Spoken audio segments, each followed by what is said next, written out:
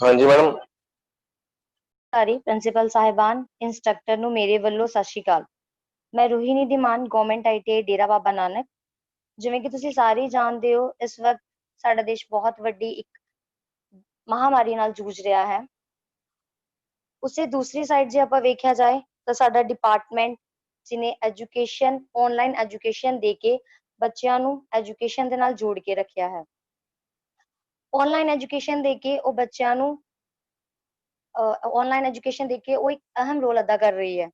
मैं सारे साहिबान का बहुत तहे दिलों धन्नवाद करदी हां जिन्होंने सानू इस मौके ते इस वड्डे पद्धर ते लैक्चर देने का मौका दिता।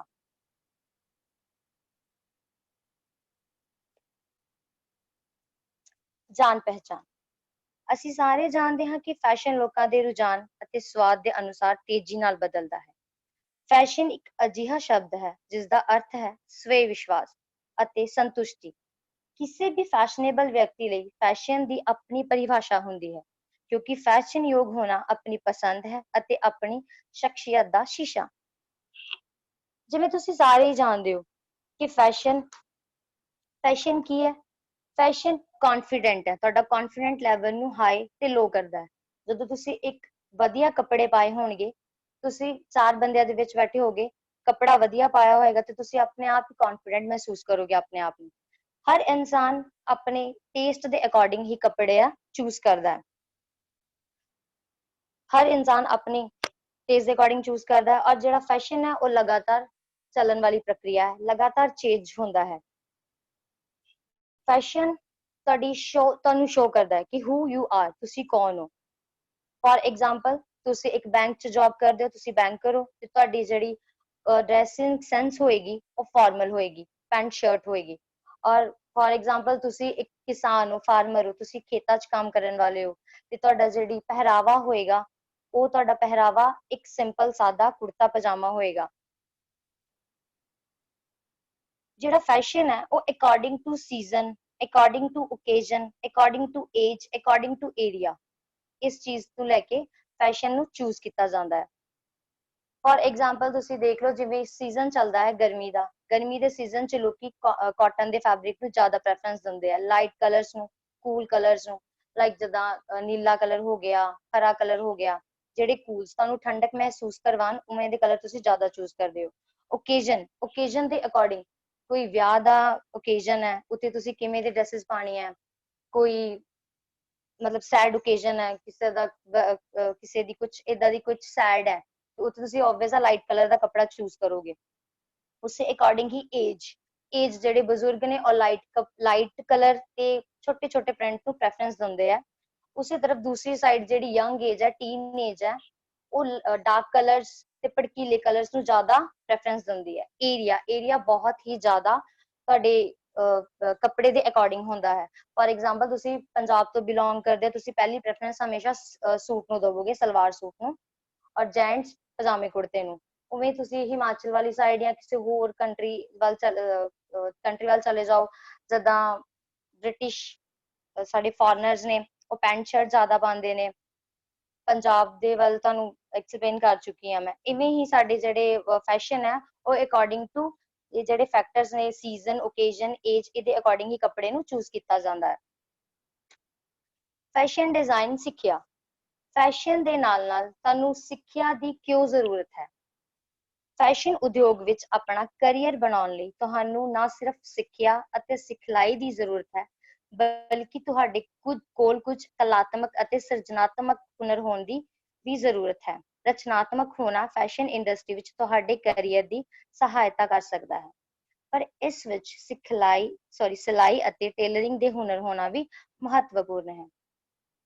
जेकर तुसी एक फैशन डिजाइनर दी फील्ड च सक्सेसफुल होना है, या फैशन मार्केटिंग, फैशन इंडस्ट्री या फैशन फील्ड च सक्सेसफुल होना है, ते तुसी सिर्फ एजुकेशन या विदाउट टेलरिंग या कटिंग तो तुसी दोना दी तुहानू इक्वल जरूरत है। ना ही ते तुसी एजुकेशन ते बिना इस फील्ड च सक्सेसफुल हो सकते हो, ना ही तुसी अकेले एजुकेशन लैके और विदाउट टेलरिंग ते कटिंग तो इस फील्ड च सक्सेसफुल हो सकते हो।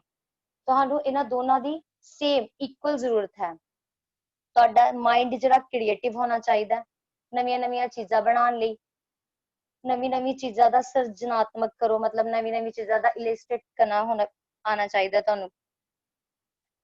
ਇਸੇ ਦੀ ਜਿੱਦਾਂ ਹੁਣ ਸਮਝ ਲਓ ਕਿ ਤੁਹਾਡੇ ਚ ਇੱਕ ਐਬਿਲਿਟੀ ਹੋਣੀ ਚਾਹੀਦੀ ਹੈ। ਫੋਰ ਐਗਜ਼ਾਮਪਲ ਤੁਸੀਂ ਆਪਣੇ ITI ਚ ਹੀ ਲੈ ਲਓ, ITI ਵਿੱਚ ਅਸੀਂ ਫੈਸ਼ਨ ਡਿਜ਼ਾਈਨਿੰਗ ਜਾਂ ਫਿਰ ਕਟਿੰਗ ਟੇਲਰਿੰਗ ਦਾ ਕੋਰਸ ਡਿਪਲੋਮਾ ਕਰਵਾਉਂਦੇ ਆ। ਡਿਪਲੋਮਾ ਸਿਰਫ ਪ੍ਰੈਕਟੀਕਲ ਵਰਕ ਤੇ ਨਹੀਂ ਕਰਵਾਇਆ ਜਾਂਦਾ, ਪ੍ਰੈਕਟੀਕਲ ਦੇ ਨਾਲ ਥਿਊਰੀ ਵੀ ਦਿੱਤੀ ਜਾਂਦੀ ਹੈ। ਇਸੇ ਕਰਕੇ ਫੈਸ਼ਨ ਪ੍ਰੈਕਟੀਕਲ ਦੇ ਨਾਲ ਨਾਲ ਤੁਹਾਨੂੰ ਥਿਊਰੀ ਦੀ ਵੀ ਓਨੀ ਹੀ ਜ਼ਰੂਰਤ ਹੈ ਜਿੰਨੀ ਕਿ ਪ੍ਰੈਕਟੀਕਲ ਦੀ ਹੈ। ਸਟਿਚਿੰਗ ਆਉਂਦੀ ਹੈ, ਕਟਿੰਗ ਆਉਂਦੀ ਹੈ, ਬਟ ਤੁਹਾਨੂੰ ਐਜੂਕੇਸ਼ਨ ਨੌਲੇਜ ਨਹੀਂ ਹੈ ਇਸ ਕੱਪੜੇ ਦੀ ਕਿ ਕੱਪੜਾ ਕਿੰਨੇ ਦਾ, ਕਿੱਦਾਂ ਮੈਨੇਜ ਕਰਨਾ ਇਹਨੂੰ, ਇਹ ਸਾਰੀਆਂ ਚੀਜ਼ਾਂ ਤੁਹਾਨੂੰ ਨਾਲ ਨਾਲ ਇਕੁਅਲ ਹੀ ਜ਼ਰੂਰਤ ਪੈਂਦੀ ਹੈ ਇਸ ਚੀਜ਼ ਦੀ। ਅਗਲਾ ਪੁਆਇੰਟ ਸਾਡਾ ਫੈਸ਼ਨ ਦਾ ਇਤਿਹਾਸ, ਹਿਸਟਰੀ ਆਫ ਫੈਸ਼ਨ।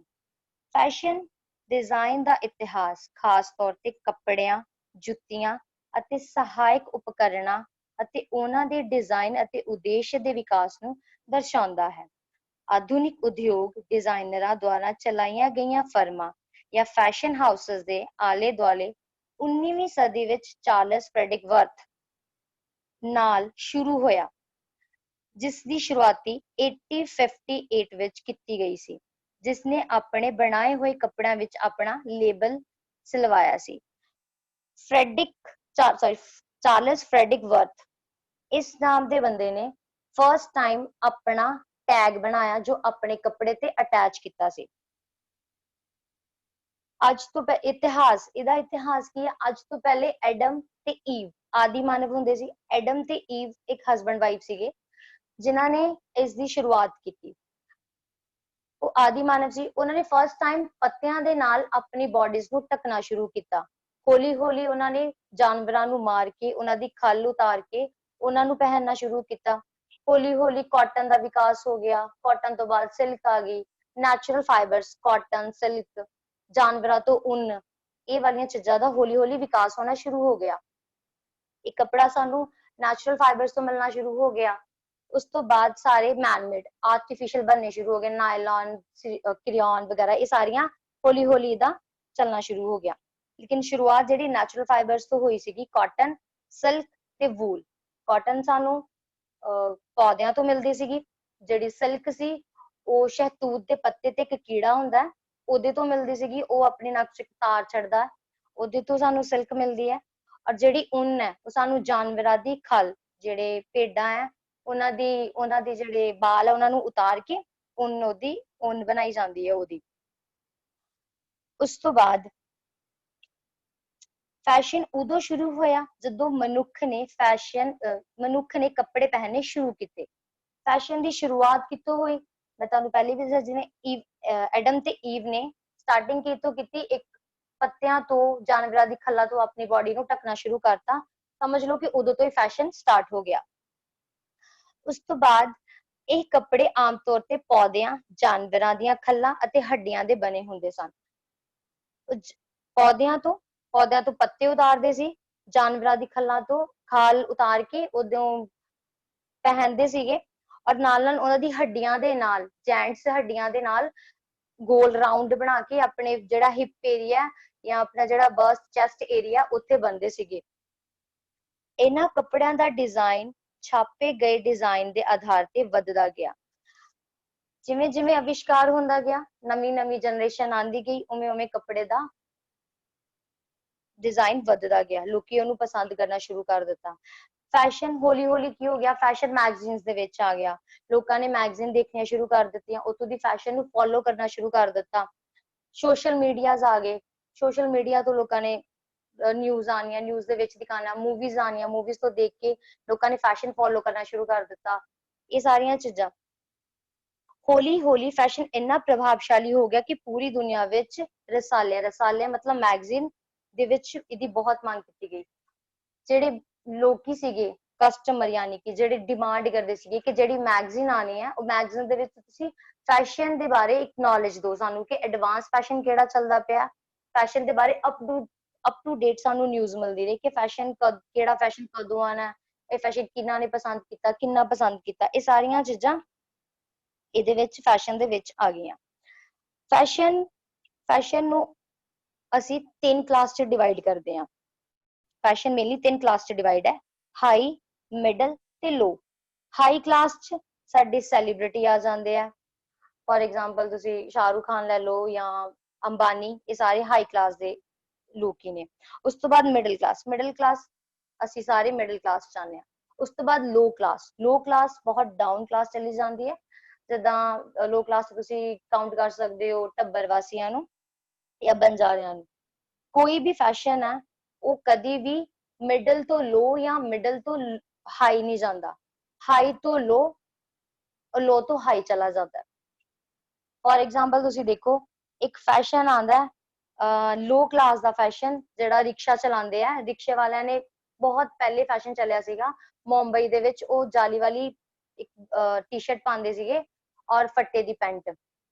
ਉਹ ਸੇਮ ਫੈਸ਼ਨ ਜਿਹੜਾ ਉਹ ਮੂਵੀਜ਼ ਦੇ ਵਿੱਚ ਹੀਰੋਜ਼ ਨੇ ਉਹ ਫੈਸ਼ਨ ਨੂੰ ਫੋਲੋ ਕੀਤਾ, लो फैशन हाई फैशन ਚ ਚਲਾ ਗਿਆ।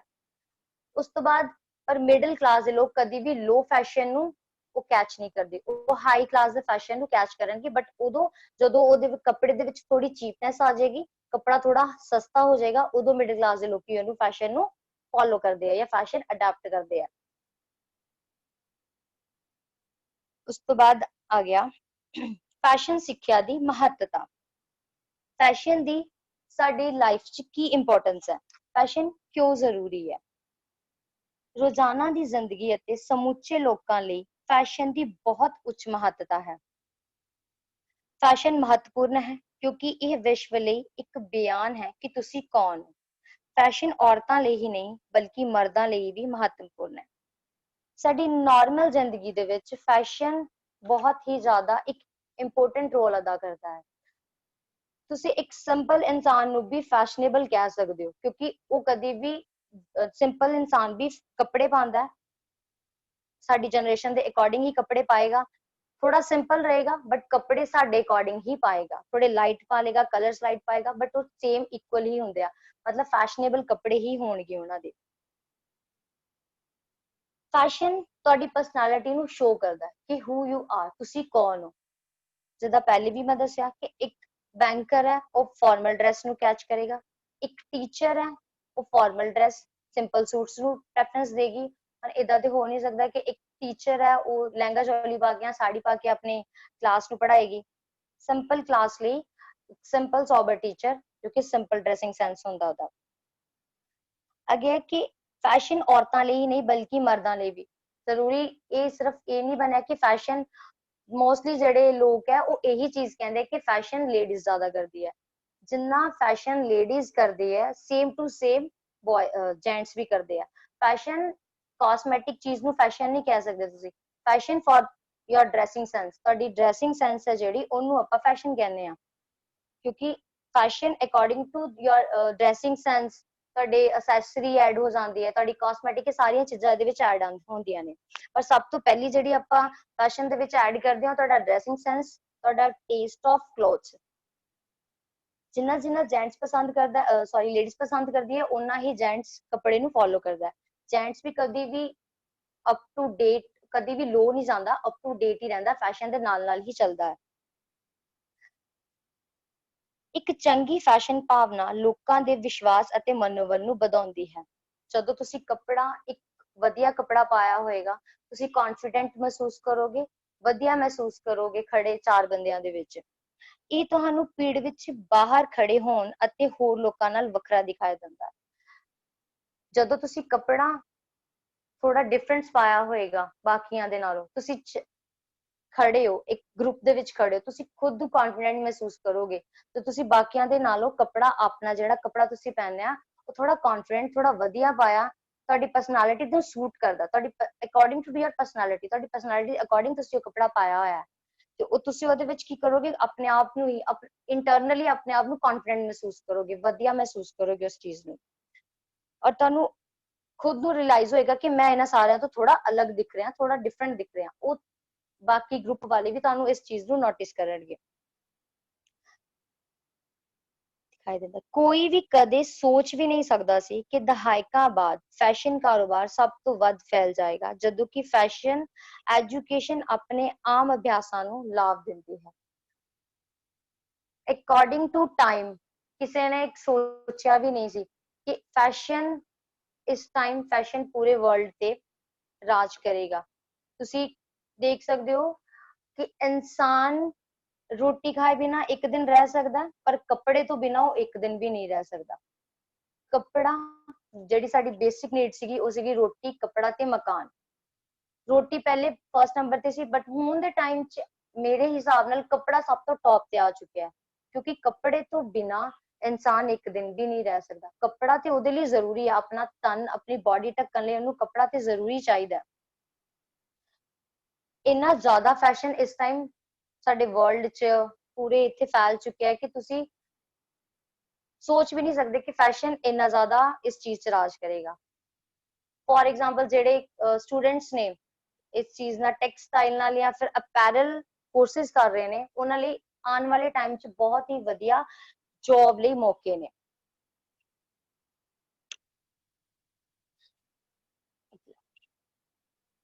ਫੈਸ਼ਨ ਅਤੇ ਧਰਮ ਦੇ ਵਿਚਕਾਰ ਸੰਬੰਧ। ਫੈਸ਼ਨ ਅਤੇ ਧਰਮ, ਰਿਲੀਜਨ ਔਰ ਫੈਸ਼ਨ, ਸਾਡਾ ਸੱਭਿਆਚਾਰ ਔਰ ਫੈਸ਼ਨ ਦੇ ਵਿੱਚ ਕੀ ਕਨੈਕਸ਼ਨ ਹੈ? ਫੈਸ਼ਨ ਅਤੇ ਧਰਮ ਦਾ ਹਮੇਸ਼ਾ ਅਸਹਿਜ ਰਿਸ਼ਤਾ ਰਿਹਾ ਹੈ। ਫੈਸ਼ਨ ਔਰ ਤੁਹਾਡਾ ਧਰਮ, ਸੱਭਿਆਚਾਰ ਦੋਨਾਂ ਨਾਲ ਬਹੁਤ ਜ਼ਿਆਦਾ ਕੰਟੈਕਟ ਹੈ।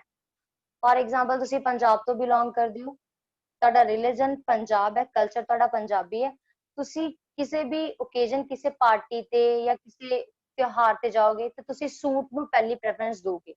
ਸੂਟ ਹੀ ਸਭ ਤੋਂ ਪਹਿਲਾਂ ਪਾਇਆ ਜਾਂਦਾ ਹੈ। ਰਾਜਸਥਾਨ ਦੇ ਲੋਕੀ ਹੈ, ਰਾਜਸਥਾਨ ਦੇ ਲੋਕੀ ਘਾਗਰਾ ਚੋਲੀ, ਆਪਣੀ ਕੋਈ ਵੀ ਵਿਆਹ ਸ਼ਾਦੀ ਹੋਏ ਜਾਂ ਕੋਈ ਵੀ ਓਕੇਜਨ ਹੋਏ, ਉਹ ਆਪਣੀ ਡਰੈਸ ਨੂੰ ਪਹਿਲੀ ਪ੍ਰੈਫਰੈਂਸ ਦਿੰਦੇ ਆ। ਇਤਿਹਾਸ ਵਿੱਚ ਇਹ ਦਸਤਾਵੇਜੀ ਹੈ ਕਿ ਸਾਲਾਂ ਤੋਂ ਫੈਸ਼ਨ ਅਤੇ ਕੱਪੜੇ ਦੇ ਡਿਜ਼ਾਈਨ ਵਿੱਚ ਧਾਰਮਿਕ ਭਾਵਨਾਵਾਂ ਦੀ ਵਰਤੋਂ ਤੇ ਸੰਬੰਧ ਵਿੱਚ ਧਾਰਮਿਕ ਕਦਰਾਂ ਕੀਮਤਾਂ ਦੀਆਂ ਕੁਝ ਕਿਰਤਨਾਤਮਕ ਚਪਟਾਂ ਹੋਈਆਂ। ਕੱਪੜੇ ਨੂੰ ਲੈ ਕੇ ਅਤੇ ਫੈਸ਼ਨ ਨੂੰ ਲੈ ਕੇ ਬਹੁਤ ਪਹਿਲੇ ਵੀ ਔਰ ਹੁਣ ਵੀ ਬਹੁਤ ਚਪਟਾਂ ਹੁੰਦੀਆਂ, ਮਤਲਬ ਬਹੁਤ ਹੀ ਜ਼ਿਆਦਾ ਇਹ ਚੀਜ਼ ਸੋਸ਼ਲ ਮੀਡੀਆ 'ਚ ਫੈਲਦੀ ਹੈ। समझ लो फॉर एग्जांपल ਤੁਸੀਂ देख लो कि एक मुस्लिम है, मुस्लिम लड़की है, अगर उन्हें जीन पैंट पा ली है या टॉप कुछ ऑफ शोल्डर या बैकलेस कुछ इवें ਦਾ ਪਾ ਲਿਆ ਤੇ ਹੋਰ ਤਾਂ ਕੋਈ ਨਹੀਂ, ਬਟ ਉਹਨਾਂ ਦੇ ਜਿਹੜੇ ਉਹਨਾਂ ਦੇ ਰਿਲੀਜਨ ਦੇ ਲੋਕ ਹੈ, ਉਹਨਾਂ ਵਿੱਚੋਂ ਕੋਈ ਨਾ ਕੋਈ ਇੱਕ ਜਾਂ ਦੋ ਬੰਦਾ ਇਵੇਂ ਦਾ ਹੋਏਗਾ ਜੋ ਉਹਦੇ ਡਰੈਸਿੰਗ ਤੇ ਇਸ਼ੂ ਉਂਗਲ ਉਠਾਏਗਾ ਕਿ ਸਾਡੇ ਰਿਲੀਜਨ ਦੇ ਅਕੋਰਡਿੰਗ ਇਹ ਕੱਪੜਾ ਪਾਣਾ ਤੁਹਾਨੂੰ ਸੂਟ ਨਹੀਂ ਕਰਦਾ। ਫਿਰ ਉਹ ਬਹੁਤ ਹੀ ਵੱਡਾ ਇਸ਼ੂ ਬਣ ਜਾਂਦਾ ਹੌਲੀ ਹੌਲੀ।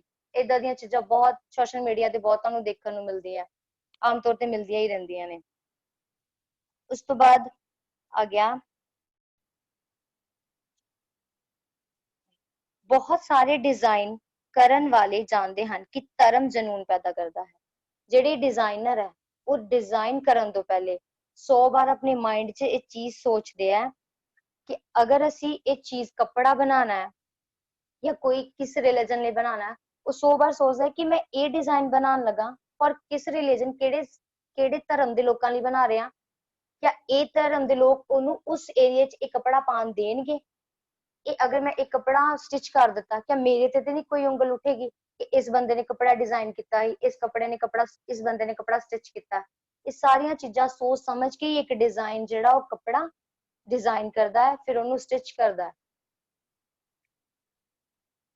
ਨਿਯਮਾਂ ਜਨੂਨ ਪੈਦਾ, ਵਿਵਾਦਾਂ ਦਾ ਕਾਰਨ ਬਣਦਾ ਹੈ, ਨਿਯਮਾਂ ਨੂੰ ਨਿਯੰਤਰਣ ਦਿੰਦਾ ਹੈ ਅਤੇ ਜੀਵਨ ਨੂੰ ਬਦਲ ਦਿੰਦਾ ਹੈ।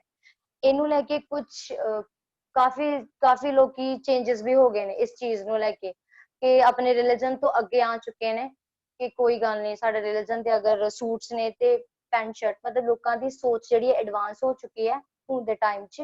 ਬਟ ਫਿਰ ਵੀ ਹਜੇ ਵੀ ਸਾਡੇ ਇਧਰ ਬਹੁਤ ਏਦਾਂ ਦੇ ਏਰੀਆਜ਼ ਨੇ, ਏਦਾਂ ਦੇ ਬੈਕਵਰਡ ਲੋਕੀ ਨੇ ਜਿਨ੍ਹਾਂ ਦੀ ਹਜੇ ਸੋਚ ਥੋੜੀ, ਮਤਲਬ ਉਹਨਾਂ ਦੇ ਅਕੋਰਡਿੰਗ ਆਪਾਂ ਬੈਕਵਰਡ ਨਹੀਂ ਕਹਿ ਸਕਦੇ, ਬਟ ਉਹਨਾਂ ਦੇ ਏਰੀਆ ਦੇ ਅਕੋਰਡਿੰਗ ਹੀ ਉਹਨਾਂ ਦੀ ਸੋਚ ਹੈ ਹਜੇ ਵੀ ਕਿ ਅਗਰ ਇੱਕ ਪਿੰਡ ਦੀ ਕੁੜੀ ਹੈ ਤੇ ਸ਼ਾਇਦ ਉਹਨੂੰ ਪੈਂਟ ਸ਼ਰਟ ਸੂਟ ਨਹੀਂ ਕਰੇਗੀ, ਉਹ ਏਰੀਆ ਦੇ ਹਿਸਾਬ ਨਾਲ ਉਹਨੂੰ ਸੂਟ ਹੀ ਸੂਟ ਕਰੇਗਾ। ਇੱਕ ਸਾਈਡ ਨਾਲ ਦੇਖਿਆ ਜਾਏ ਤੇ ਸਹੀ ਵੀ ਹੈ ਕਿਉਂਕਿ ਏਰੀਆ ਦੇ ਅਕੋਰਡਿੰਗ ਹੀ ਇਨਸਾਨ ਨੂੰ ਕੱਪੜਾ ਪਾਣਾ ਚਾਹੀਦਾ। ਅਗਰ ਤੁਸੀਂ ਇੱਕ ਪਿੰਡ ਹੋ ਤੁਸੀਂ ਸਿੰਪਲ ਸੂਟ ਪਾਓ ਜੋ ਕਿ ਤੁਹਾਡੀ ਜਿਹੜੀ ਸੁਸਾਇਟੀ ਹੈ ਉਹਨੂੰ ਪਸੰਦ ਆਏ। ਇੱਕ ਕਹਾਵਤ ਹੈ ਕਿ ਖਾਈਏ ਮਨ ਭਾਉਂਦਾ ਤੇ ਪਾਈਏ ਜੱਗ ਪਾਉਂਦਾ। ਜੋ ਖਾਓ ਤੁਸੀਂ ਉਹ ਜੋ ਤੁਹਾਨੂੰ ਪਸੰਦ ਹੈ, ਪਰ ਪਾਓ ਤੁਸੀਂ ਉਹ ਜੋ ਲੋਕ ਪਸੰਦ ਕਰਦੇ ਆ, ਸੁਸਾਇਟੀ ਜਿਸ ਚੀਜ਼ ਨੂੰ ਪਸੰਦ ਕਰਦੀ ਹੈ। ਭਾਵੇਂ ਇਹ ਕਿਸੇ ਚੰਗੇ ਜਾਂ ਮਾੜੇ ਤਰੀਕੇ ਨਾਲ ਹੋਵੇ, ਪਰ ਧਰਮ ਦੇ ਬਹੁਤ ਸਾਰੇ ਤਰੀਕਿਆਂ ਨਾਲ ਦੁਨੀਆ ਨੂੰ ਪ੍ਰਭਾਵਿਤ ਕੀਤਾ ਹੈ। ਚਾਹੇ ਸੋਸ਼ਲ ਮੀਡੀਆ 'ਚ ਬੁਰੇ ਤਰੀਕਿਆਂ ਨਾਲ ਹੋਏ ਜਾਂ ਚੰਗੇ ਤਰੀਕਿਆਂ ਨਾਲ ਹੋਏ। ਕਈ ਲੋਕ ਜਿੱਦਾਂ ਸਮਝ ਲਓ ਵਿਵਾਦ ਇਹ ਹੁੰਦਾ ਕਿ ਮੁਸਲਿਮ ਕੁੜੀ ਨੇ ਪੈਂਟ ਸ਼ਰਟ ਕਿਉਂ ਪਾਈ ਹੈ, ਕੁਝ ਲੋਕ ਉਹਦੇ ਸਪੋਰਟ ਵਿੱਚ ਵੀ ਆਉਂਦੇ ਆ, ਪਰ ਕੁਝ ਲੋਕ ਉਹਦੇ ਉਹਨੂੰ ਅਨਸਪੋਰਟ ਵੀ ਨਹੀਂ ਕਰਦੇ। ਕਈ ਲੋਕ ਉਹਨਾਂ ਤੇ ਵਿਵਾਦ ਕਰਦੇ ਆ, ਕੁਝ ਉਹਦੇ ਨਾਲ ਅੱਗੇ ਆਉਂਦੇ ਕਿ ਨਹੀਂ ਠੀਕ ਹੈ, ਐਡਵਾਂਸ ਸੋਚ ਹੋਏ ਇਹ ਉਹ, ਇਸ ਚੀਜ਼ ਨੂੰ ਲੈ ਕੇ ਕਿ ਲੋਕਾਂ ਨੂੰ ਬਹੁਤ ਪ੍ਰਭਾਵਿਤ ਕੀਤਾ ਇਹ ਸਾਰੀਆਂ ਚੀਜ਼ਾਂ ਨੇ। ਅਗਲਾ e commerce fashion. E commerce main ਹੈ ਆਨਲਾਈਨ ਮਾਰਕੀਟਿੰਗ। ਇਹਦੇ ਨਾਲ ਸਾਡੀ ਜਿਹੜੀ ਸੋਸਾਇਟੀ ਹੈ, ਸਾਡਾ ਜਿਹੜਾ ਇਹ ਮਤਲਬ ਲੋਕੇਸ਼ਨ ਸਾਡੀਆਂ ਉਹ ਬਹੁਤ ਜ਼ਿਆਦਾ ਪ੍ਰਭਾਵਿਤ ਹੋਈਆਂ ਨੇ। ਅੱਜ ਆਪਾਂ ਘਰ ਬੈਠੇ ਹੀ ਸਿਰਫ ਆਨਲਾਈਨ ਇੱਕ ਮੋਬਾਈਲ ਔਨ ਕਰਕੇ ਇੱਕ ਆਰਡਰ ਕਰਨਾ ਹੈ ਔਰ ਤੁਹਾਨੂੰ ਘਰ ਬੈਠੇ ਹੀ ਤੁਹਾਡੀਆਂ ਚੀਜ਼ਾਂ ਪ੍ਰੋਵਾਈਡ ਹੋ ਜਾਂਦੀਆਂ ਬੜੇ ਆਰਾਮ ਨਾਲ।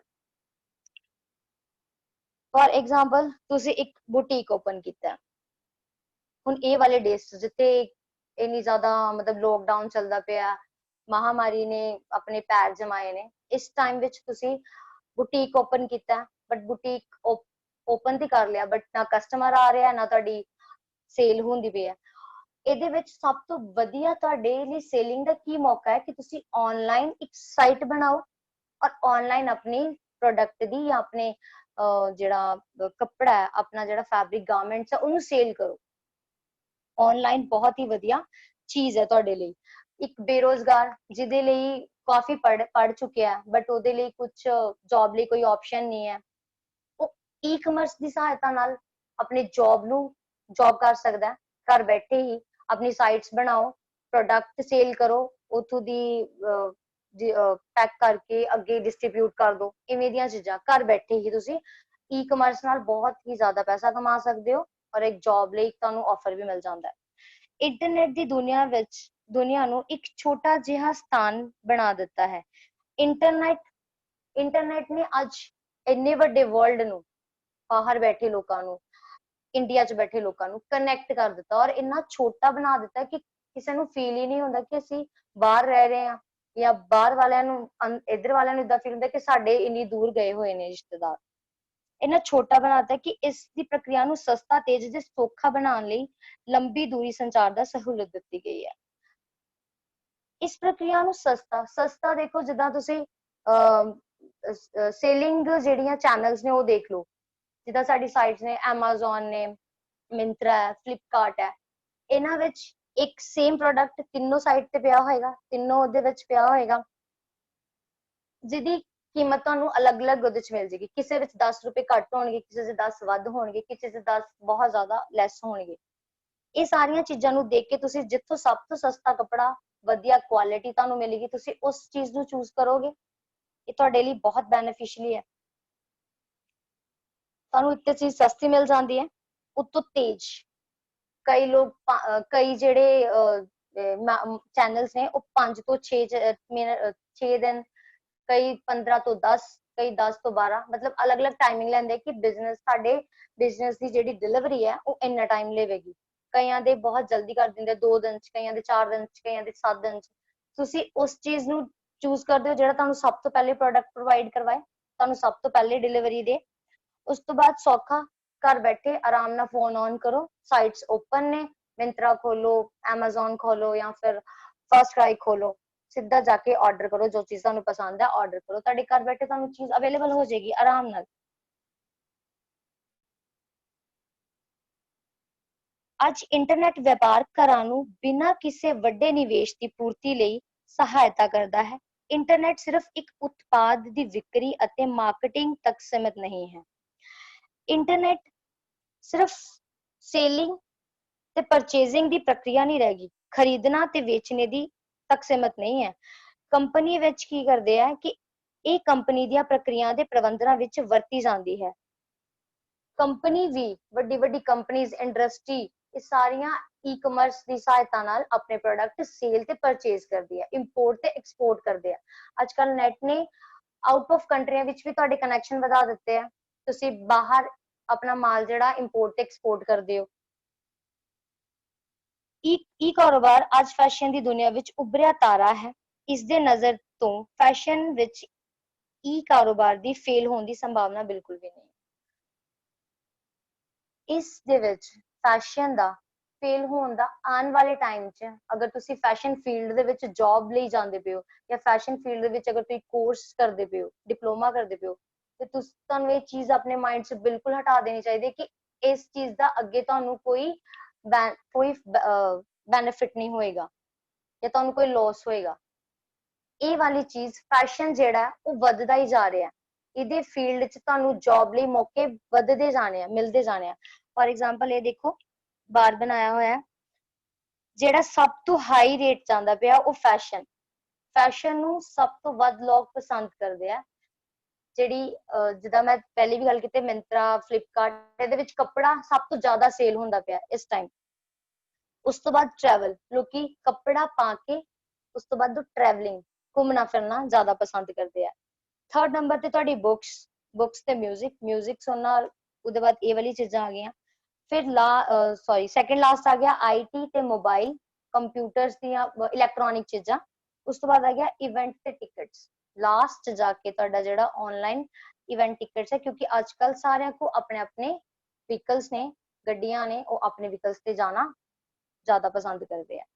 ਪਰ ਤੁਸੀਂ ਇਹਦੇ ਵਿੱਚ ਰੇਟ ਦੇਖੋ ਸਭ ਤੋਂ ਵੱਧ ਕਿਹਦਾ, ਫੈਸ਼ਨ ਦਾ। ਇਹਦੇ ਅਕੋਰਡਿੰਗ ਤੁਸੀਂ ਦੇਖੋ ਕਿ ਫੈਸ਼ਨ ਦਾ ਆਉਣ ਵਾਲੇ ਟਾਈਮ 'ਚ ਫੇਲ ਹੋਣ ਦਾ 0% ਚਾਂਸਸ ਹੈ, ਉਹਦੇ ਸਕਸੈਸਫੁਲ ਹੋਣ ਦੇ 100% ਚਾਂਸਸ ਨੇ। ਇਹ ਸਿਰਫ ਆਉਣ ਵਾਲੇ ਸਾਲਾਂ ਵਿੱਚ ਵਧਣ ਦੀ ਉਮੀਦ ਕੀਤੀ ਜਾਂਦੀ ਹੈ। ਫੈਸ਼ਨ ਕਾਰੋਬਾਰ ਵਿੱਚ ਇੰਟਰਨੈਟ ਦੀ ਭੂਮਿਕਾ ਵਿੱਚ ਵਾਧਾ ਹੋਣ ਦੀ ਉਮੀਦ ਹੈ। ਫੈਸ਼ਨ ਆਉਣ ਵਾਲੇ ਟਾਈਮ 'ਚ ਜ਼ਿਆਦਾ ਤੋਂ ਜ਼ਿਆਦਾ ਵਧੇਗਾ। ਜੇ ਤੁਸੀਂ ਸੋਚੋ ਕਿ ਫੈਸ਼ਨ ਦਾ ਮੈਂ ਅਗਰ ਕੋਰਸ ਕਰਦਾ ਪਿਆ ਜਾਂ ਅਪੈਰਲ ਨਾਲ ਕੋਈ ਅਟੈਚ ਕੋਰਸ ਕਰਦਾ ਪਿਆ ਤੇ ਮੈਨੂੰ ਕੁਝ ਦਾ ਸਕੋਪ ਅੱਗੇ ਹੋਏਗਾ ਕਿ ਨਹੀਂ ਹੋਏਗਾ, ਇਸ ਚੀਜ਼ ਨੂੰ ਲੈ ਕੇ ਬਿਲਕੁਲ ਬੇਫਿਕਰ ਹੋ ਜਾਓ। ਕਿਉਂਕਿ ਅਗਰ ਤੁਸੀਂ ਕੋਈ ਜੌਬ ਨਾ ਵੀ ਕਰੋ, ਸਿੰਪਲ ਤੁਸੀਂ ਬੁਟੀਕ ਖੋਲਿਆ ਆਪਣੇ ਘਰ ਬੈਠੇ ਹੀ, ਤੇ ਈ-ਕਮਰਸ ਆਨਲਾਈਨ ਦੇ ਥਰੂ ਤੁਸੀਂ ਘਰ ਬੈਠੇ ਹੀ ਆਪਣੇ ਜਿਹੜੇ ਪ੍ਰੋਡਕਟ ਆ ਸੇਲ ਕਰ ਸਕਦੇ ਹੋ। ਆਪਣੇ ਕੱਪੜੇ ਅਗਲੇ ਬੰਦੇ ਦੇ ਘਰ ਪਹੁੰਚਾ ਕੇ ਆਰਾਮ ਨਾਲ ਤੁਸੀਂ ਆਪਣੀ ਜਿਹੜੀ ਆ ਮਾਰਕੀਟਿੰਗ ਨੂੰ ਆਰਾਮ ਨਾਲ ਚਲਾ ਸਕਦੇ ਹੋ। ਅਗਲਾ ਪੁਆਇੰਟ ਹੈ ਫੈਸ਼ਨ ਇੰਡਸਟਰੀ। ਫੈਸ਼ਨ ਇੰਡਸਟਰੀ ਕੀ ਹੈ? ਜਿੱਥੇ ਫੈਸ਼ਨ ਇੰਡਸਟਰੀ ਟੈਕਸਟਾਈਲ ਇੰਡਸਟਰੀ, ਜਿੱਥੇ ਸਾਡੇ ਕੱਪੜੇ ਦਾ ਉਤਪਾਦਨ ਹੁੰਦਾ, ਕੱਪੜਾ ਬਣਦਾ ਹੈ, ਮੈਨੂਫੈਕਚਰਿੰਗ ਹੁੰਦੀ ਹੈ, ਫਿਰ ਡਿਸਟ੍ਰੀਬਿਊਸ਼ਨ ਹੁੰਦੀ ਹੈ, ਐਡਵਰਟਾਈਜ਼ਮੈਂਟ ਹੁੰਦੀ ਹੈ, ਉਸ ਤੋਂ ਬਾਅਦ ਲਾਸਟ ਜਾ ਕੇ ਕਸਟਮਰ ਕੋ ਪਹੁੰਚਦਾ ਹੈ। ਫੈਸ਼ਨ ਇੰਡਸਟਰੀ ਵਿੱਚ ਸਿੱਖਿਆਰਥੀ ਆਪਣਾ ਕਰੀਅਰ ਬਣਾਉਣ ਲਈ ਯਤਨ ਕਰਦੇ ਹਨ। ਫੈਸ਼ਨ ਇੰਡਸਟਰੀ ਵਿੱਚ ਜਿਹੜਾ ਸਿੱਖਿਆਰਥੀ ਹੈ, ਤੁਸੀਂ ਉਹ ਕੀ ਕੋਸ਼ਿਸ਼ ਕਰਦੇ ਹੋ ਕਿ ਤੁਹਾਨੂੰ ਇੰਡਸਟਰੀ 'ਚ ਜੌਬ ਮਿਲੇ, ਕਿਉਂਕਿ ਇੰਡਸਟਰੀ ਵਿੱਚ ਜੌਬ ਕਰਨ ਨਾਲ ਤੁਹਾਨੂੰ ਜਿਹੜਾ ਸੈਲਰੀ ਪੈਕੇਜ ਹੈ ਉਹ ਵੀ ਬਹੁਤ ਵਧੀਆ ਮਿਲਦਾ ਹੈ, ਤਾਂ ਉਹਨਾਂ ਨੂੰ ਸ਼ੁਰੂਆਤੀ ਤੌਰ ਤੇ ਸੰਘਰਸ਼ ਨਾ ਕਰਨਾ ਪਵੇ। ਔਰ ਉਹਦੇ ਨਾਲ ਤੁਹਾਨੂੰ ਕੀ ਹੁੰਦਾ, ਐਕਸਪੀਰੀਅੰਸ ਗੇਨ ਹੁੰਦਾ ਤੁਹਾਡਾ ਇੰਡਸਟਰੀ 'ਚ ਜਾ ਕੇ। ਤੁਹਾਨੂੰ ਐਕਸਪੀਰੀਅੰਸ ਮਿਲਦਾ ਹੈ ਕਿ ਕੱਲ ਨੂੰ ਤੁਸੀਂ ਅਗਰ ਆਪਣਾ ਬੁਟੀਕ ਖੋਲਣਾ ਜਾਂ ਆਪਣਾ ਕੋਈ ਫੈਸ਼ਨ ਹਾਊਸ ਖੋਲਣਾ ਤੇ ਤੁਹਾਨੂੰ ਆਸਾਨੀ ਰਹੇ। ਇਹ ਚੀਜ਼ਾਂ ਤੁਸੀਂ ਪਹਿਲੇ ਦੀਆਂ ਐਕਸਪੀਰੀਅੰਸ ਲੈ ਚੁੱਕੇ ਹੋਵੋ ਇਸ ਚੀਜ਼ਾਂ ਨੂੰ, ਤਾਂ ਕਿ ਤੁਹਾਨੂੰ ਕੱਲ ਨੂੰ ਅਗਰ ਤੁਸੀਂ ਕੋਈ ਆਪਣਾ ਹਾਊਸ ਖੋਲਣਾ ਜਾਂ ਕੋਈ ਬੁਟੀਕ ਖੋਲਣਾ, ਤੁਹਾਨੂੰ ਇਸ ਤਰ੍ਹਾਂ ਦੀ ਸੇਲਿੰਗ ਜਾਂ ਪਰਚੇਸਿੰਗ ਜਾਂ ਬਣਾਉਣ 'ਚ, ਮੈਨੂਫੈਕਚਰਿੰਗ ਕਰਨ 'ਚ, ਕੀ ਬਣਾਉਣਾ, ਕਿਵੇਂ ਬਣਾਉਣਾ, ਕੀ ਲੋਕੀ ਪਸੰਦ ਕਰਨਗੇ, ਕੀ ਨਹੀਂ ਪਸੰਦ ਕਰਨਗੇ, ਇਹ ਚੀਜ਼ਾਂ ਦੀ ਕਿਸੇ ਤਰ੍ਹਾਂ ਦੀ ਕੋਈ ਦਿੱਕਤ ਨਹੀਂ ਆਏਗੀ। ਸਭ ਤੋਂ ਪਹਿਲਾਂ ਕੱਚਾ ਮਾਲ ਦਾ ਉਤਪਾਦਨ ਪ੍ਰੋਡਿਊਸਰ ਜਿੰਨੇ ਪ੍ਰੋਡਕਸ਼ਨ ਕਰਨੀ ਹੈ। ਉਸ ਤੋਂ ਬਾਅਦ ਆ ਗਿਆ ਫੈਸ਼ਨ ਦਾ ਉਤਪਾਦਨ ਮੈਨੂਫੈਕਚਰ ਜਿੰਨੇ फैशन उत्पादन, कुछ भी कपड़ा बनाना है या कोई टॉप बनाना है या कोई पैंट या लैगिंग, एनीथिंग कुछ भी हो सकता, ਉਹਦਾ ਉਤਪਾਦਨ ਕਰਨਾ ਹੈ। थर्ड आ गई विक्री ते विज्ञापन, रिटेलर, डिस्ट्रीब्यूटर और ਨਾਲ ਐਡਵਰਟਾਈਜ਼ਮੈਂਟ। ਆਪਣੇ ਪ੍ਰੋਡਕਟ ਦੇ ਨਾਲ ਤੁਸੀਂ ਰਿਟੇਲਰ ਜਦੋਂ ਕਪੜਾ ਡਿਸਟ੍ਰੀਬਿਊਟ ਕਰਤਾ, ਜਿਸ ਇਨਸਾਨ ਨੂੰ ਦੇਤਾ ਰਿਟੇਲਰ ਨੂੰ, ਉਹਨੇ ਕੀ ਕਰਨਾ, ਹੁਣ ਉਸ ਪ੍ਰੋਡਕਟ ਨੂੰ ਸੇਲ ਕਰਨ ਲਈ ਪੋਸਟਰ ਛਪਵਾਣੇ ਆ, ਐਡਵਰਟਾਈਜ਼ਮੈਂਟ ਕਰਵਾਣੀ ਹੈ ਕਿ ਮੈਂ ਇਹ ਪ੍ਰੋਡਕਟ ਬਣਾਇਆ ਹੈ, ਇਹ ਪ੍ਰੋਡਕਟ ਮੈਂ ਆਪਣੀ ਦੁਕਾਨ ਤੇ ਲੈਂਦਾ, ਆਪਣੀ ਦੁਕਾਨ ਦੇ ਅੱਗੇ ਵੱਡਾ ਜਿਹਾ ਪੋਸਟਰ ਲਗਵਾ ਲੇਗਾ ਕਿ ਇਹ ਦੁਪੱਟਾ ਇਹਦੇ ਨਾਲ ਦਾ ਸੂਟ ਹੈ कोई मॉडल्स ਦੀ ਪਿਕ ਲਗਾ ਕੇ ਉਹਦੇ ਤੇ ਉਹ ਡਰੈਸ ਪਵਾ ਦੇਗਾ ਕਿ ਮੇਰੇ ਕੋਲ ਇਹ ਵਾਲੀਆਂ ਚੀਜ਼ਾਂ ਆ ਚੁੱਕੀਆਂ। ਫॉर एग्जांपल ਜਿੱਦਾਂ ਬ੍ਰਾਈਡਲ ਹੈ, ਬ੍ਰਾਈਡਲ ਲਈ ਤੁਸੀਂ ਲਹਿੰਗਾ ਚੋਲੀ ਬੁੱਕ ਕਰਵਾਉਣ ਜਾਂਦੇ ਹੋ ਤੇ ਉਹਨਾਂ ਨੇ ਬਾਹਰ ਇੱਕ ਵੱਡਾ ਜਿਹਾ ਪੋਸਟਰ ਲਗਾ ਕੇ ਅਟੈਚ ਕਰ ਦਿੱਤਾ ਹੁੰਦਾ ਜਿਹਦੇ ਚ ਬ੍ਰਾਈਡਲ ਤੇ ਗਰੂਪ ਦੀ ਫੋਟੋ ਲੱਗੀ ਹੁੰਦੀ ਜਿਹਦੇ ਚ ਉਹਨਾਂ ਨੇ ਡਰੈਸ ਪਾਈ ਹੁੰਦੀ ਹੈ। ਤੇ ਉਹਦੇ ਅਕੋਰਡਿੰਗ ਹੀ ਔਰ ਡਿਸਪਲੇ ਉਹਨਾਂ ਨੇ ਵਿੰਡੋ ਡਿਸਪਲੇ ਕੀਤਾ ਹੁੰਦਾ। ਵਿੰਡੋ ਡਿਸਪਲੇ ਮਤਲਬ ਉਹਨਾਂ ਨੇ ਵਧੀਆ ਵਧੀਆ ਜੋ ਪੀਸਿਸ ਹੋਣਗੇ ਉਹ ਆਪਣੀ ਵਿੰਡੋ ਦੇ ਉੱਤੇ ਡਿਸਪਲੇ ਕਰ ਦਿੱਤੇ ਹੋਣਗੇ ਕਿ ਤੁਸੀਂ ਦੇਖ ਕੇ ਉਹਦੇ ਵੱਲ ਅਟਰੈਕਟਿਵ ਹੋ ਜਾਓ ਤੇ ਉਹਨਾਂ ਦੀ ਦੁਕਾਨ ਤੇ ਜਾ ਕੇ ਉਹ ਚੀਜ਼ ਨੂੰ ਜ਼ਿਆਦਾ ਪਰਚੇਸ ਕਰੋ। ਲਾਸਟ ਹੈ ਗ੍ਰਾਹਕ ਦੀ ਮੰਗ ਨੂੰ ਪੂਰਾ ਕਰਨਾ। ਕਸਟਮਰ, ਕੰਜ਼ਿਊਮਰ ਜਿਹਨੇ ਪ੍ਰੋਡਕਟ ਕੰਜ਼ਿਊਮ ਕਰਨਾ ਹੈ, ਕਸਟਮਰ।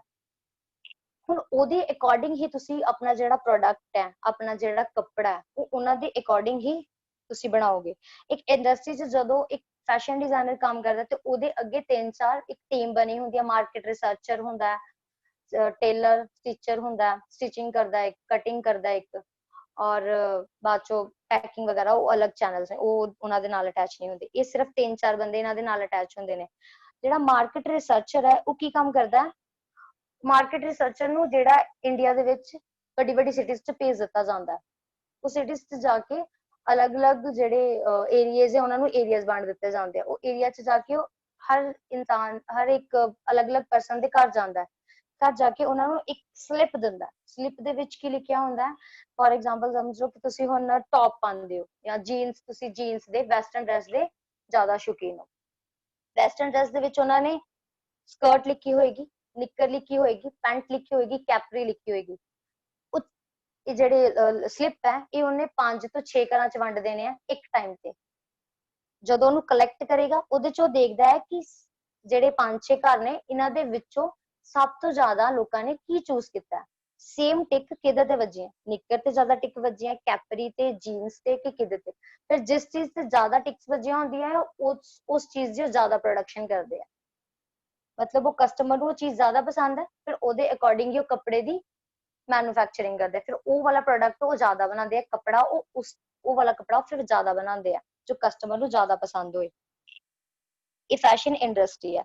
ਇਹਦੇ ਚ ਚੈਨਲਸ ਨੇ, ਜਿਹੜਾ ਪ੍ਰੋਡਿਊਸ ਕਰਦਾ ਹੈ ਮਾਲ, ਪ੍ਰੋਡਕਸ਼ਨ ਕਰਦਾ ਹੈ, ਫਿਰ ਮੈਨੂਫੈਕਚਰ ਆਉਂਦਾ, ਰਿਟੇਲਰ ਆਉਂਦਾ, ਐਡਵਰਟਾਈਜ਼ਮੈਂਟ ਆਉਂਦੀ ਹੈ, ਲਾਸਟ ਚ ਕੰਜ਼ਿਊਮਰ ਆਉਂਦਾ ਜਿਹੜਾ ਕਿ ਕੱਪੜੇ ਨੂੰ ਕੰਜ਼ਿਊਮ ਕਰਦਾ ਹੈ, ਤੁਸੀਂ ਸਾਰੇ।